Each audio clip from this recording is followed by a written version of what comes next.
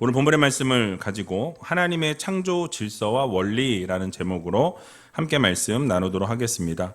우리 옆에 계신 분들에게 오늘 이렇게 인사했으면 좋겠는데요. 하나님의 창조 질서를 따르는 성도가 됩시다. 하나님의 창조 질서를 따르는 성도가 됩시다.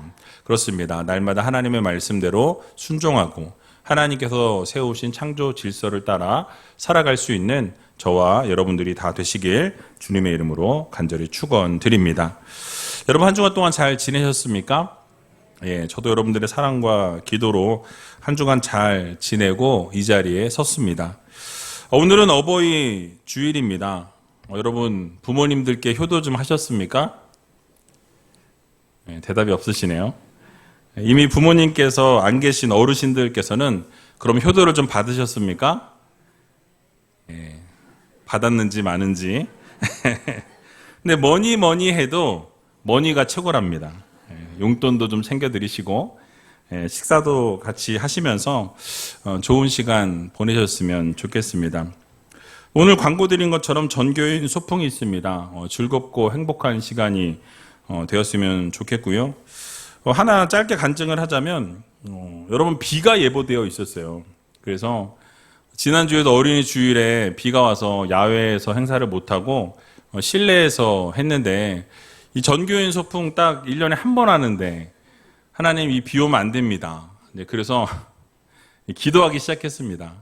그리고 이제 지난 목요일에 목자 헬퍼 교육을 하면서 그 일기예보를 그 전에 봤더니 주일날 오전까지 딱 비가 와요. 오후부터는 비가 안 오는데 저희가 오후부터 행사하는데 그 오전까지 비가 오면 좀 힘들거든요. 사실 땅이 또 질퍽질퍽해질 것 같고 그래서 이제 같이 목자 헬퍼 교육을 할 때 기도를 좀 부탁했습니다. 우리 목자 헬퍼들께서 뜨겁게 좀 기도해 주시고 세게 기도해 달라고 그리고 저도 같이 기도하면서 기도를 했어요.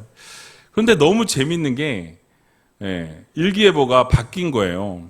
주일날 새벽까지 비가 오는 걸로 바뀌었습니다. 근데 어저께 보니까 이제 주일날은 아예 비가 안 오고 토요일 11시까지만 오는 걸로 돼 있더라고요. 하나님 진짜 감사합니다 했는데 어제 밤에 한 12시쯤 넘어서 잤어요. 근데 밖에 이렇게 보니까 비가 그쳤더라고요. 오늘 아침에 혹시나 확인하느라고 다시 창문을 딱 열어봤더니 비가 멈춰 있는 것을 보면서 이런 재미로 기도하는 게 아닌가. 그래서 오늘 여러분 맑은 날씨에서 또 햇볕이 쨍쨍 비치는 자리에서 함께 시간을 보냈으면 좋겠습니다. 그래서 전교인 소풍 혹시 도시락 안 갖고 오셔도 도시락이 준비되어 있으니까 여러분 같이 참여하셔서 또 좋은 선물도 좀 받아가시고 행복한 시간, 좋은 시간 되셨으면 좋겠습니다. 자, 오늘은 지난 시간에 이어서 마가복음 10장 말씀을 같이 살펴보려고 합니다. 이 마가복음 10장 1절에서 12절까지의 말씀을 보게 되면 이 바리새인들이 예수님을 시험하기 위해서 이 이혼 문제를 가지고 예수님 앞에 나왔다라고 말씀을 들었습니다. 그리고 바리새인들은 이혼에 대해서 모세가 말한 율법대로 대답하지 아니했고 자신의 마음대로 그 답을 마음대로 대답했을 뿐만 아니라 이 말도 안 되는 이혼 사유를 들어서 그것을 온갖 구실로 삼아서 그런 일들을 자행했다라고 말씀을 드렸었죠. 그러면서 그들이 어떻게 했습니까? 자신의 아내들을 버리고 다른 여인들과 간음했다라고 이렇게 설명을 드렸었습니다. 자, 이어서 오늘 본문에서는 예수님께서 그러한 바리새인들을 향해서 예수님의 견해와 예수님의 가르침을 말씀해 주시는 것을 보게 됩니다. 설명해 주신 부분인데요. 오늘 본문 5절 말씀을 보니까 예수님께서 이렇게 말씀을 하십니다. 우리 5절 말씀 같이 한번 읽어보도록 하겠습니다. 예수께서 저희에게 이르시되 너희 마음의 완악함을 인하여 이 명령을 기록하였거니와. 아멘. 자, 예수님께서 바리새인들을 향해서 그 질문한 바리새인들에게 뭐라고 대답하셨습니까? 주님께서 그 이유가 사람들의 완악함 때문이다라고 이렇게 말씀하시는 것을 보게 됩니다. 자, 이 말씀이 무슨 말이냐면 이 모세가 하나님께서 주신 그 율법을 반포하기 전에는 이 사회적인 그 흐름, 사회적인 분위기가 어떤 분위기였냐면 일부 다처제 분위기였습니다. 그래서 그 일부 다처제가 일반화되어 있었던 시대였다라는 것이죠. 그리고 그 당시에는 어떤 마인드를 가지고 있었냐면, 어떤 생각이었냐면, 이 여자를 재산의 일부로 생각하거나 자신의 놀이개쯤으로 생각하고 있을 그런 상황이었다라는 거죠. 그런 배경을 가지고 있는 시대였습니다. 그랬기 때문에 이 남자가 아내를 버리는 일이 이 비일비재하게 일어났던 시대가 바로 그 구약 시대였다라는 것이죠. 자, 이것은 분명히 인간의 완악함의 그 근본 원인이 있다라는 것입니다. 그래서 하나님께서 이렇게 함부로 아내들을 버리는 자들을 방지하기 위해서, 그런 죄악들을 저지르는 것을 막기 위해서 이 이혼에 대한 율법을 하나님이 세우시고 말씀하셨다라는 거예요. 그래서 모세를 통해서 그 말씀을 적어놓고 선포하게 하시는 것을 우리는 보게 됩니다. 지난번에 1절만 읽었었는데요. 신명기 24장 1절에서 4절까지의 말씀을 같이 한번 읽어보도록 하겠습니다. 사람이 아내를 취하여 데려온 후에 수치되는 일이 그에게 있음을 발견하고 그를 기뻐하지 아니하거든 이혼 증서를 써서 그 손에 주고 그를 자기 집에서 내어 보낼 것이요. 그 여자는 그 집에서 나가서 다른 사람의 아내가 되려니와 그 후부도 그를 미워하여 이혼 증서를 써서 그 손에 주고 그를 자기 집에서 내어 보내었거나 혹시 그를 아내로 취한 후부가 죽었다 하자.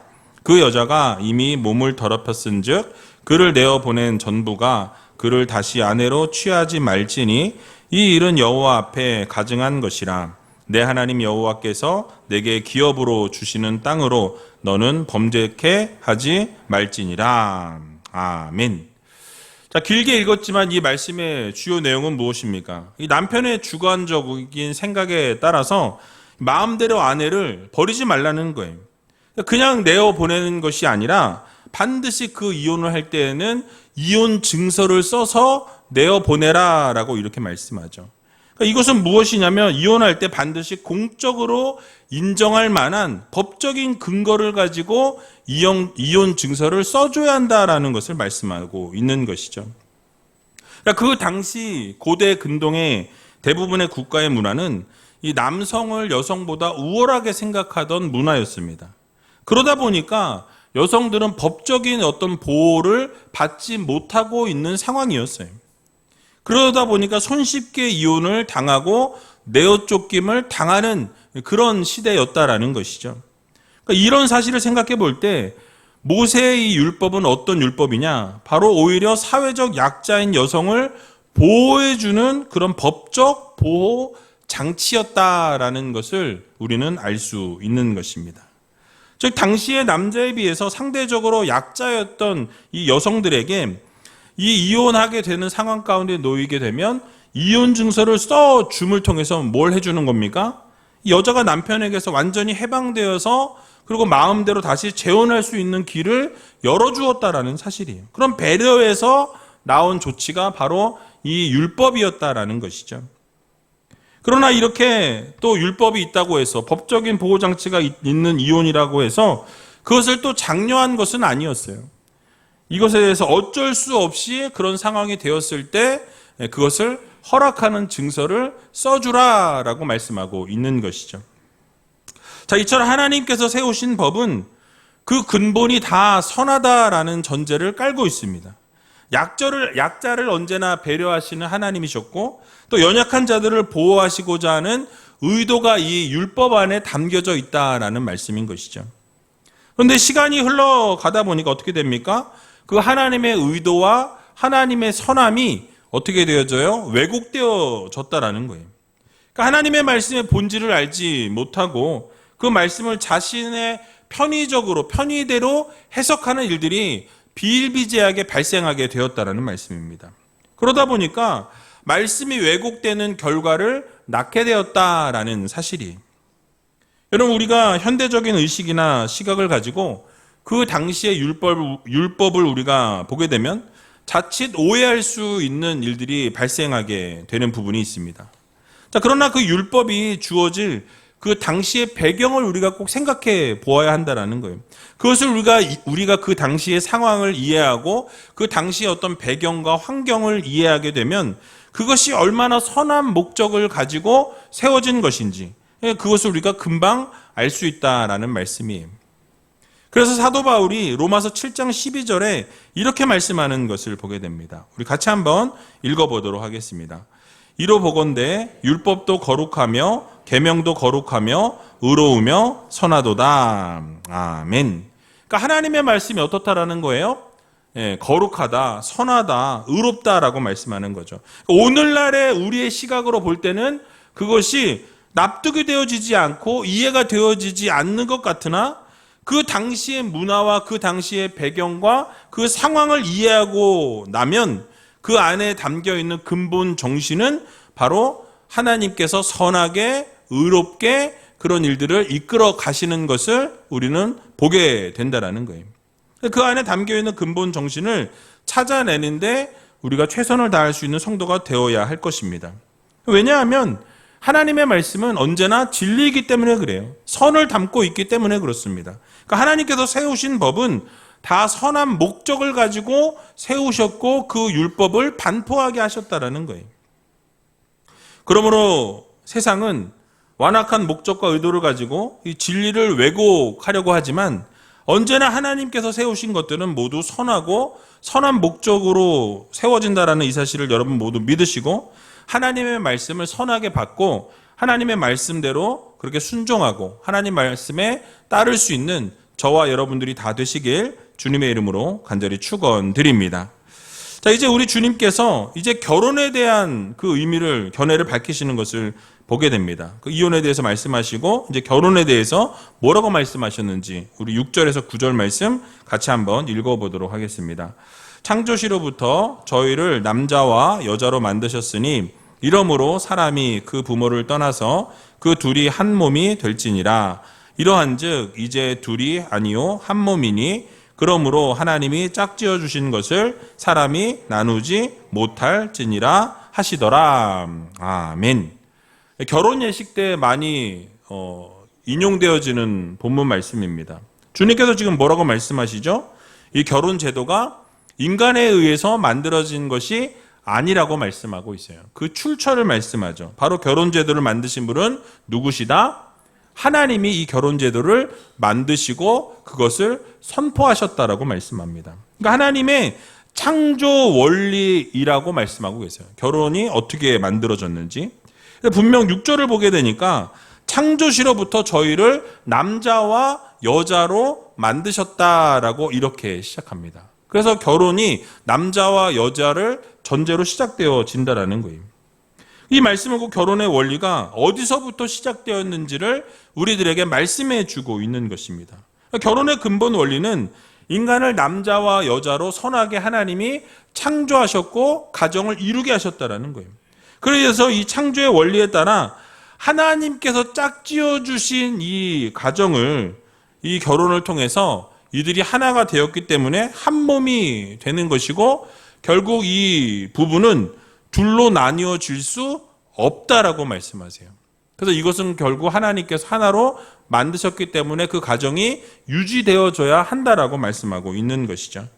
그래서 우리가 창세기를 보게 되면 여자가 창조되어질 때에 여러분 어떻게 창조되었다라고 말씀합니까? 남자에게서 갈빗대를 취하여서 어떻게 했어요? 그것으로 여자를 만드셨다라고 말씀합니다. 창세기 2장 21절에서 23절 말씀인데요. 같이 한번 읽어보도록 하겠습니다. 여호와 하나님이 아담을 깊이 잠들게 하시니 잠들매 그가 그 갈빗대 하나를 취하고 살로 대신 채우시고 여호와 하나님이 아담에게서 취하신 그 갈빗대로 여자를 만드시고 그를 아담에게로 이끌어 오시니 아담이 가로되 이는 내 뼈 중에 뼈요 살 중에 살이라 이것을 남자에게서 취하였은즉 여자라 칭하리라 하니라. 아멘. 그러니까 아담이 자신의 갈빗대로 만들어진 하와를 보게 됩니다. 보자마자 직감적으로 알았다라는 거예요. 자신의 뼈로 만들었기 때문이었었는지 나의 뼈 중에 뼈요 살 중에 살이라라는 사랑의 고백을 하게 되죠. 그래서 여러분 어떻습니까? 남자는 여자를 그리워하고 또 여자는 남자를 그리워하는 본성을 갖게 된 거예요. 왜냐하면 온전한 하나가 되기 위함이었다라는 거죠. 원래 하나가 되려면 둘이 하나가 되어야 한다라는 거예요. 게다가 하나님께서는 독처하는 것이 좋지 못하여서 돕는 배필을 내가 주어야 하겠다라고 하나님께서 말씀하시는 것을 보게 됩니다.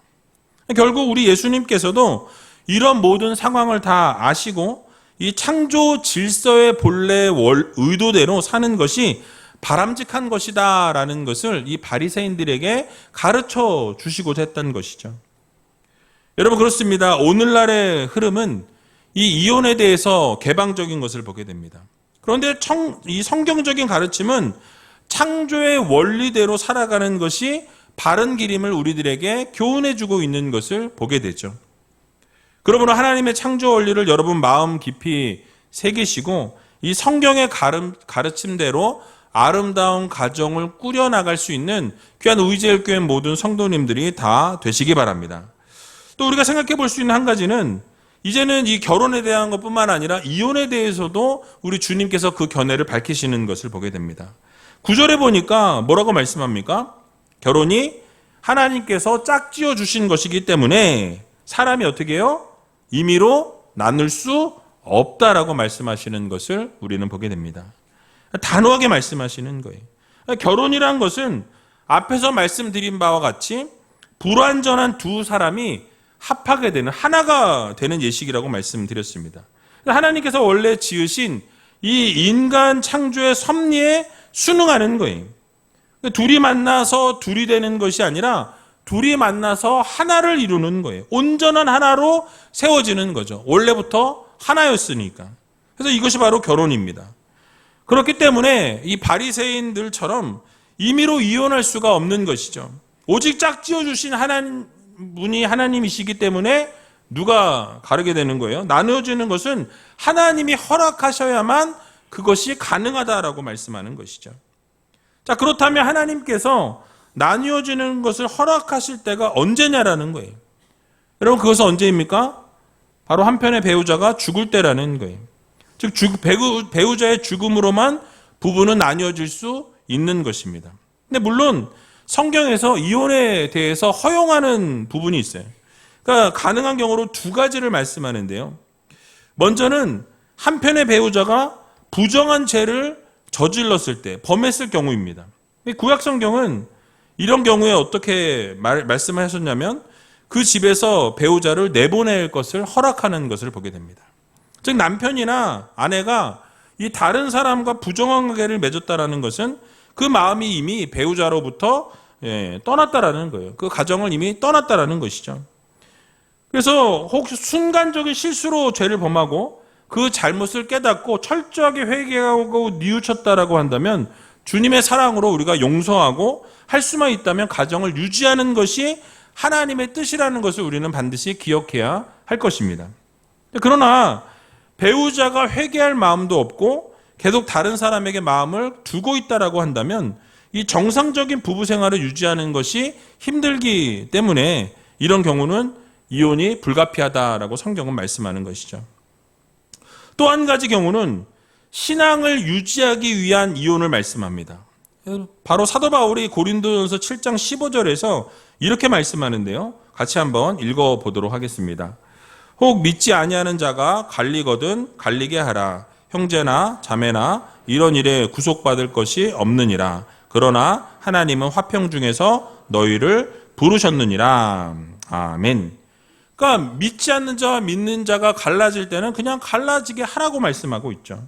그래서 믿지 아니하는 자는 주의 언약에서 이미 제외된 자를 말씀합니다. 하나님을 믿지 않았기 때문에 구원을 받을 수 없는 자를 말씀하고 있어요. 따라서 성도는 믿지 않는 자와 멍해를 같이 해서는 안 된다라고 성경은 말씀해요. 그러나 그렇다고 믿지 않은 자와 이미 결혼한 상태에서 이혼하는 것 역시도 바람직하지 않다라고 말씀하죠. 그러니까 성도는 믿지 않는 배우자가 있다면 그 믿지 않는 배우자를 위해서 기도해야 한다라는 거예요. 그 사람이 하나님을 믿을 수 있도록 복음을 증거하라고 성경은 말씀합니다. 그리고 또 하나님을 섬길 수 있도록 이끌어 주어야 한다라고 말씀하죠. 그러나 믿지 않는 사람이 신앙적인 이유로 만약에 핍박을 하거나 이혼을 요구한다고 한다면 그 이혼은 해도 무방하다라고 성경은 말씀하고 있는 거예요. 그러나 그 중심에는 나눠지는 것을 하나님께서 원하시는 것이 아니라는 것을 우리는 반드시 그 전제를 깔고 있어야 한다는 것이죠. 그래서 고린도전서 7장 10절에서 14절에 보니까 이렇게 권면하는 것을 보게 됩니다. 우리 같이 한번 읽어보도록 하겠습니다. 혼인한 자들에게 내가 명하노니 명하는 자는 내가 아니요 주시라. 여자는 남편에게서 갈리지 말고 만일 갈릴지라도 그냥 지내든지 다시 그 남편과 화합하든지 하라. 남편도 아내를 버리지 말라. 그 남은 사람들에게 내가 말하노니 이는 주의 명령이 아니라 만일 어떤 형제에게 믿지 아니하는 아내가 있어 남편과 함께 살기를 좋아하거든 저를 버리지 말며 어떤 여자에게 믿지 아니하는 남편이 있어 아내와 함께 살기를 좋아하거든 그 남편을 버리지 말라. 믿지 아니하는 남편이 아내로 인하여 거룩하게 되고 믿지 아니하는 아내가 남편으로 인하여 거룩하게 되나니 그렇지 아니하면 너희 자녀도 깨끗지 못하니라. 그러나 이제 거룩하니라. 아멘.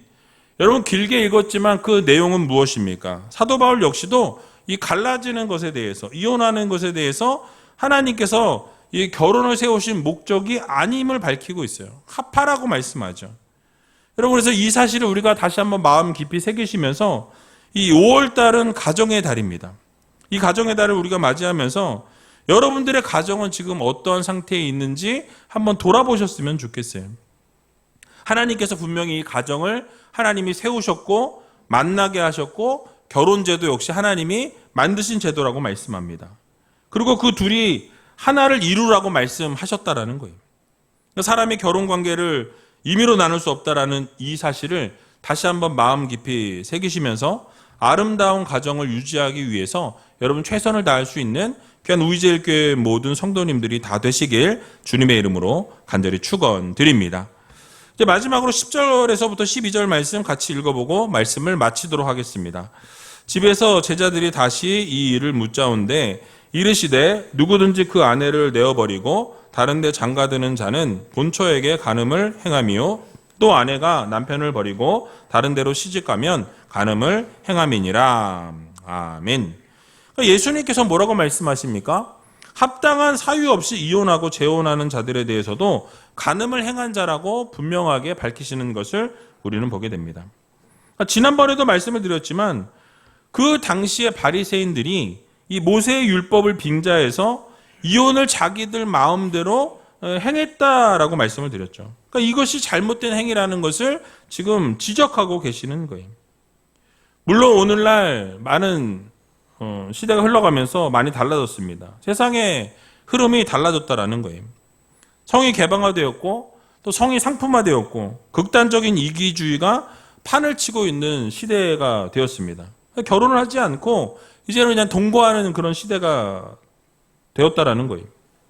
그러나 하나님께서 말씀하시는 이 성경의 원리는 변함이 없다라는 거예요. 세상에 간음죄가 넘치고 있지만은 하나님의 자녀들은 하나님의 말씀을 따르고 하나님의 창조 질서를 따라서 살아가기를 하나님께서는 원하시고 우리들에게 요구하고 계신다라는 것을 여러분들 모두 기억하시기 바랍니다. 그러므로 세상의 흐름과 세상의 풍조를 따라서 살아가는 우리가 아니라 언제나 하나님의 말씀을 우선시하고 하나님의 말씀 우리 마음 가운데 새겨서 하나님께서 원하시는 대로 하나님이 말씀하시는 대로 이 창조 질서와 창조 원리를 따라서 그렇게 아름답게 살아갈 수 있는 저와 여러분들이 다 되시길 주님의 이름으로 간절히 축원드립니다.